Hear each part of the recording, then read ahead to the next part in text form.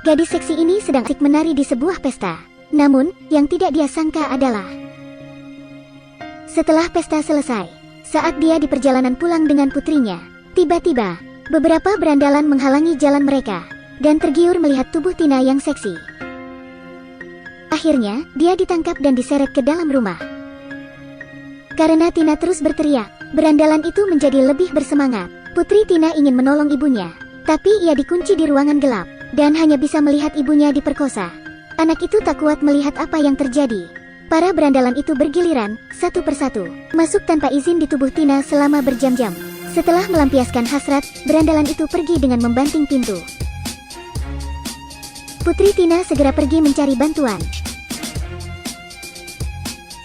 John yang melihat Putri Tina dengan cepat berlari ke TKP, dan segera memanggil ambulans.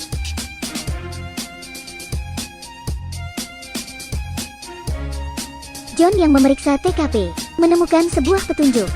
Tapi, ia tak berkata apapun, selain membawa tim ke markas berandalan itu, dan menangkap mereka semua. Di kantor polisi, gadis itu mengenali 4 nama. Tapi, mereka akan dibawa ke pengadilan untuk diadili. Pada awalnya dia pikir semuanya sudah berakhir. Tapi, dia tidak menyangka bahwa berandalan itu menyewa pengacara terkenal. Keahlian si pengacara adalah berkata tidak untuk ia dan mengubah hitam menjadi putih.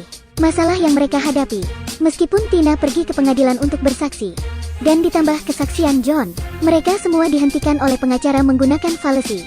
Pengacara itu bahkan menyinggung, dengan berkata kehidupan Tina penuh dengan kekacauan. Dia menuduh Tina kesepian dan merayu mereka. Tina tidak tahan dengan penghinaan ini. Jadi dia membuat keributan di pengadilan. Hakim juga mengatakan bahwa kesehatan mental Tina bermasalah. Pada akhirnya, diputuskan bahwa orang-orang ini tidak bersalah dan dibebaskan. Mendengar itu, salah satu pria memprovokasi John dengan matanya. Orang-orang ini gila. Tapi, para berandalan itu masih belum menyadari bahwa John akan membalas mereka dengan caranya sendiri. Tina merasa tidak ingin hidup lagi. Karena tadi malam, dia diperkosa oleh beberapa berandalan. Saat dia ingin mengakhiri hidupnya, John tiba tepat waktu untuk menarik tangannya kembali. Dia berkata kepada Tina, dia harus hidup dengan baik, karena balas dendam baru saja dimulai. Malamnya, John pergi ke pub. Secara tak terduga, pria berambut panjang juga ada di sini. Selain itu, dia juga memiliki konflik dengan orang lain. Jadi, John melihat ada kesempatan yang tepat. Tanpa ragu, dia mengarahkan pistol ke arah pria itu lalu menembak. Pria berambut panjang itu langsung mati. Keesokan harinya, polisi mencari John untuk menyelidiki apa yang terjadi tadi malam. John berkata bahwa pria berambut panjang itu mengeluarkan pisau tajam untuk menyerang. Jadi, dia harus melakukan serangan untuk melindungi diri. Karena tindakan John sesuai dengan hukum pembelaan diri, polisi tidak menyelidiki kejadian itu lebih lanjut. Saat 3 orang lain mendengar bahwa si rambut panjang telah mati, wajah mereka menjadi panik, dan segera pergi mencari solusi. Mereka mencoba memfitnah Tina sebagai pelacur, sehingga bisa menghapus kejahatannya. Namun, saat mereka sedang berdiskusi tentang bukti palsu, tiba-tiba, mereka mendapat telepon aneh. Orang di telepon memberitahu mereka bahwa dia memiliki bukti tentang Tina, dan ingin menemui mereka. Pria-pria itu tidak ragu, dan pergi menemui si penelepon. Saat sampai di tempat yang ditentukan, hanya ada sebuah mobil hitam yang berada di sana. Kedua orang itu turun dari mobil, tapi tiba-tiba, Jangan, siapa kau?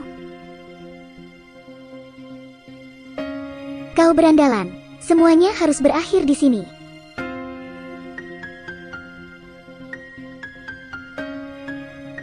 Mendengar suara tembakan senjata, polisi menerima laporan bahwa mereka telah tiba. Sementara polisi menggeledah mobil, mereka menemukan jejak kaki menuju ke arah daerah Kanada. Berdasarkan bukti dan spekulasi itu, 2 orang lainnya mungkin telah melarikan diri ke Kanada. Tina juga mendengar berita yang sama di TV. Putri Tina khawatir mereka akan datang dan mengganggu. Tapi, Tina berkata bahwa mereka tak akan datang lagi, karena John yang akan menyelesaikannya. Putri yang bahagia itu pergi berbelanja dengan neneknya. Saat memasuki ruang ganti, dari cermin dia melihat seorang pria. Dia adalah satu berandalan yang tersisa. Dia memintanya untuk memberitahu Tina bahwa ini belum berakhir, seolah akan terus mengejar mereka. Mereka tidak akan membiarkan Tina dan putrinya hidup tenang. Pria berjanggut itu tahu bahwa 3 lainnya telah terbunuh. Jadi, dia tinggal di rumah dan tidak berani keluar. Tiba-tiba, dia menerima telepon dari nomor yang tidak dikenal. Penelepon itu mengaku sebagai teman sekelasnya, yang sangat ingin bertemu dia untuk mengulang kisah cinta. Pria yang mengenal si wanita pun, rupanya masih ingin menjalin hubungan. Suasana hatinya langsung bergejolak. Tidak ragu-ragu, dia langsung setuju dan berjanji untuk kencan di hotel dengan romantis. Pria berjanggung itu datang ke hotel, membuka pintu, sembari memanggil nama si wanita. Namun, ternyata, orang yang ditemuinya adalah John, yang menodongkan pistol ke kepala si pria. John menyuruhnya untuk menulis di kertas. Pria berjanggut itu tahu bahwa dia bukan tandingan John. Jadi, dia hanya bisa duduk dan menurutinya. Menulis apa? Tuhan maafkan aku. Aku melakukan tindakan yang kupikir benar. Setelah pria itu selesai menulis, John menyuruhnya untuk meletakkan tangan di pistol. Pria berjanggut itu merasa ada yang tidak beres. Jadi, dia berusaha bernegosiasi. Tapi, John tidak berkata apapun, selain memukulnya dengan pistol. Saat pria itu memegang pistol, John menarik pelatuknya. Dengan satu tembakan, pria itu mati. Akhirnya, semua berandalan pemerkosa itu selesai dihabisi.